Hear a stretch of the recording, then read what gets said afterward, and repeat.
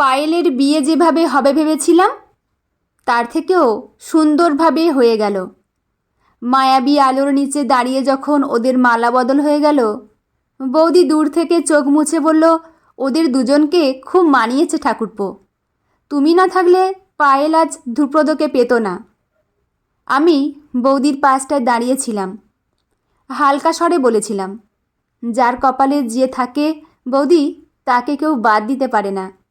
পায়েলের সাথে ধ্রুপদেরই বিয়ে হতো, দুদিন আগে বা পরে। বৌদি মাথা নেড়েছিল। না, একমাত্র তোমার জন্যেই এই বিয়েটা সম্ভব হলো। আমরা সবাই এগেনস্টে ছিলাম। তুমি আজ এতগুলো বছর ধরে একা ওদের হয়ে লড়ে গেছো। আজকে মেনে নিচ্ছি, পায়েলের অনেক ভালোবাসার মানুষ থাকলেও কাকায়ের মতো ভালো ওকে কেউ বাঁচতে পারবে না। আমার বুকের মধ্যেটা গুড়িয়ে যাচ্ছিল। পায়েল আজ 2 বছর হয়ে গেল বাইরেই আছে। তবু বাঙালি মন তো, কোথায় যেন বিয়ে হয়ে গেলেই মনে হয় অধিকার হারিয়ে ফেললাম।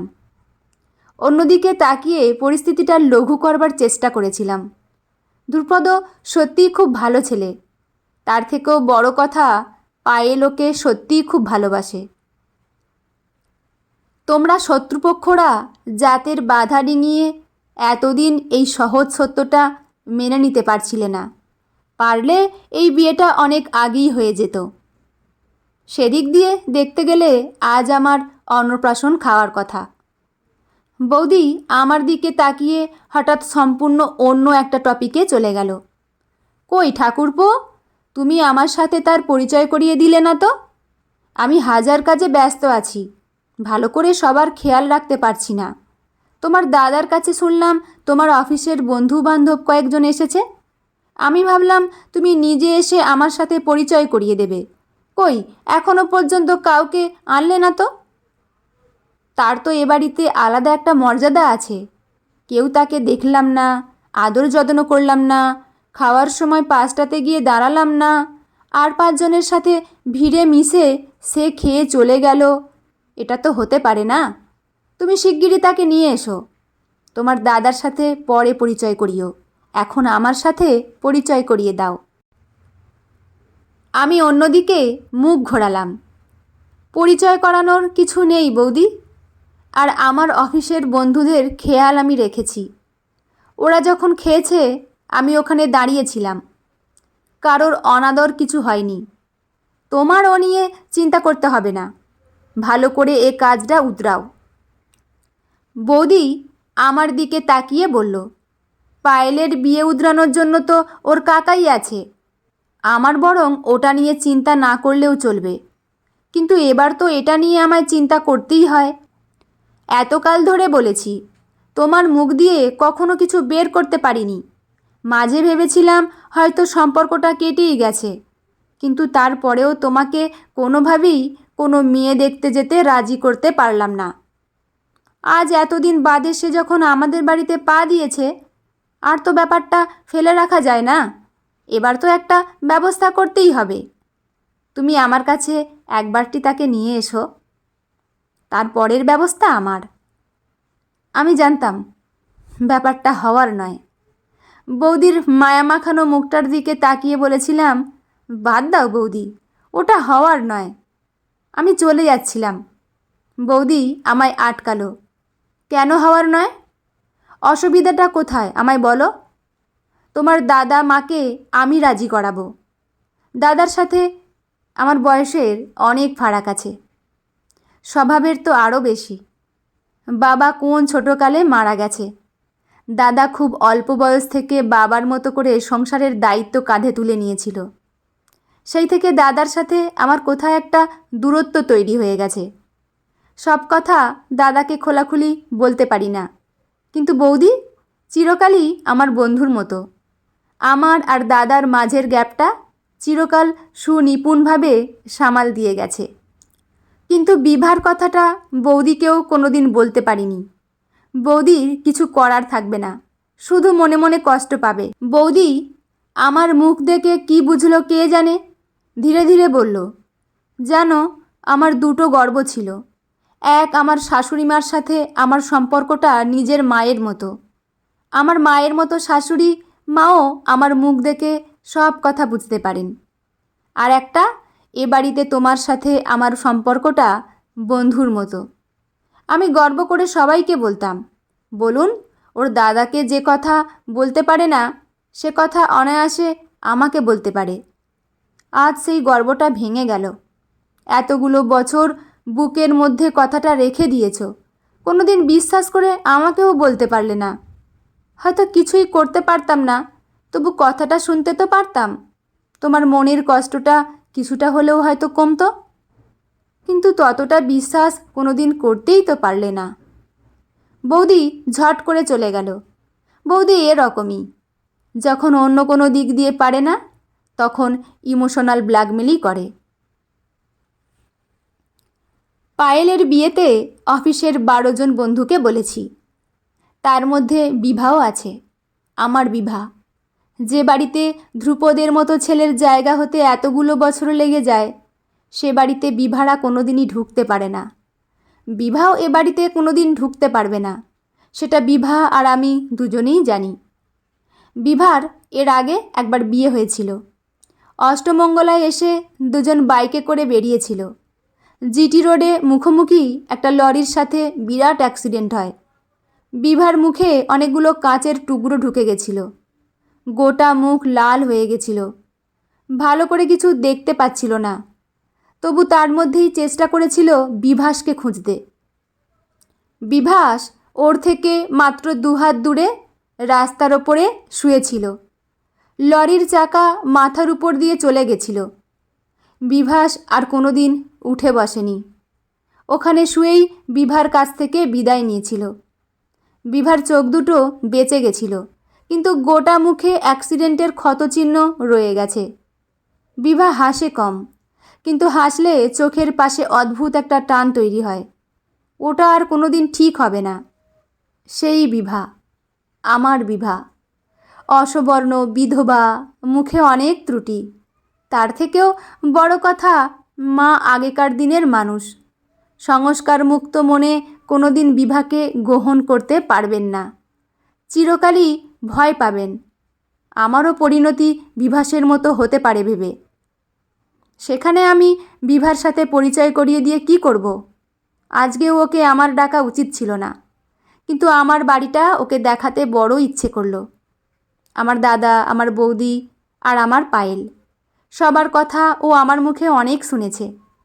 আজকে একবার মুখোমুখি দেখাতে ইচ্ছে করলো। ও আসতে রাজি হয়েছে এই শর্তে, আমি বাড়ির কারোর সামনে ওকে আনবো না। ও কারোর মনে কোনো প্রশ্ন তৈরি করতে চায় না। একটা সময় পর্যন্ত বিভা আমার সাথে থেকে অনেক দূরত্ব রাখত, শুধু যাতে আমি আমার জীবনটা স্বাভাবিকভাবে গুছিয়ে নিতে পারি।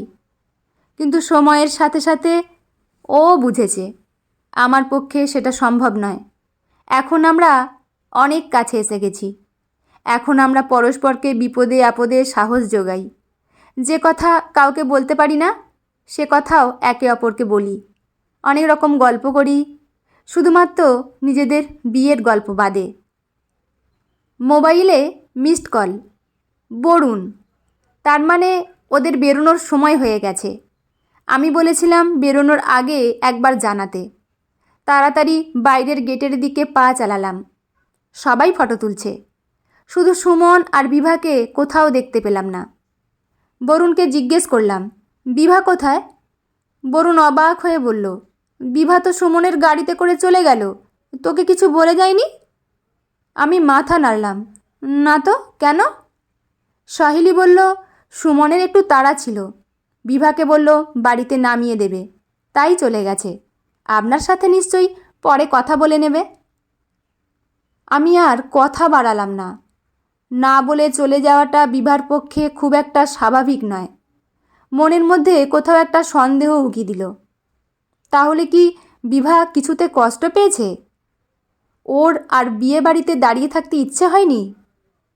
এক ঝলক পায়েলের মালা বদলের দৃশ্যটা চোখের সামনে ভেসে উঠল। একবার মনে হলো তখনই ফোন করি, কিন্তু চারপাশের শোরগোলের মাঝে আমি ঠিকমতো কথা বলতে পারতাম না। ঠিক করলাম যখন একা হব তখন কথা বলে নেব। বন্ধুরা চলে গেলে আবার বিয়েবাড়িতে ঢুকলাম, কিন্তু আর কিছুতেই ততটা মন দিতে পারছিলাম না। বিভার মুখটা বারবার ভেসে উঠছিল। আমি কি বিয়েবাড়িতে ডেকে এনে ওকে শুধু দুঃখই দিলাম?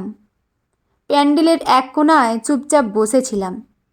বুঝতে পারছি মেয়ে জামাই খেতে বসবে। চারপাশে হাসির ফোয়ারা ছুটছে। বৌদি এসে ডাক দিল, ঠাকুরপো খাবে এসো, অনেক রাত হয়ে গেছে। আমার উঠতে ইচ্ছে করছিল না। তাকিয়ে বললাম, আগে মেয়ে জামাই খেয়ে নিক, শেষ ব্যাচে আমরা বসবো। বৌদি একটা ধমক দিল, এটাই শেষ ব্যাচ, ঘরের কয়েকজনই খেতে বসবো, তুমি এসো, তোমাকে ছাড়া পায়েল খাবে না। অজ্ঞতা উঠলাম এবং বৌদির পিছনে পিছনে খাবার জায়গায় এলাম।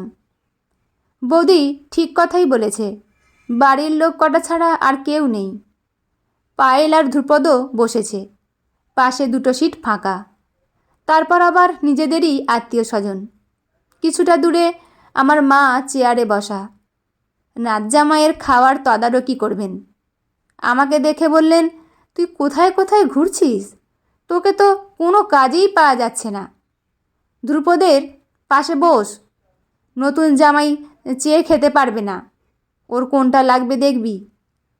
আমি ধ্রুপদের পাশে বসতে বসতে মায়ের দিকে তাকিয়ে বললাম, তোমার নাতজামাই চেয়ে খেতে পারবে না, এটা তো আমার মনে হচ্ছে না মা। কিভাবে ফিশ ফ্রাইয়ের দিকে দেখছে দেখো। কথাটা বলার সঙ্গে সঙ্গে আমি নিজেই চমকে উঠলাম। ফিশ ফ্রাইয়ের থালা হাতে ওটাকে বিভা না? আমি স্তব্ধ হয়ে তাকিয়ে রইলাম। এটা কিভাবে সম্ভব? বৌদি সঙ্গে সঙ্গে বলল, তুমিও তো দেখছি ফিশ ফ্রাইয়ের থালা থেকে চোখ সরাতে পারছো না। ছোট, নতুন জামাইয়ের আগে আমার ঠাকুরপোর পাতি ফিশ ফ্রাই দাও। নিজেই খেয়াল করিনি কখন উত্তেজনায় দাঁড়িয়ে পড়েছি। একবার বৌদির দিকে তাকালাম, তারপর মায়ের দিকে। আমি কি স্বপ্ন দেখছি? বিভা এখানে দাঁড়িয়ে আছে।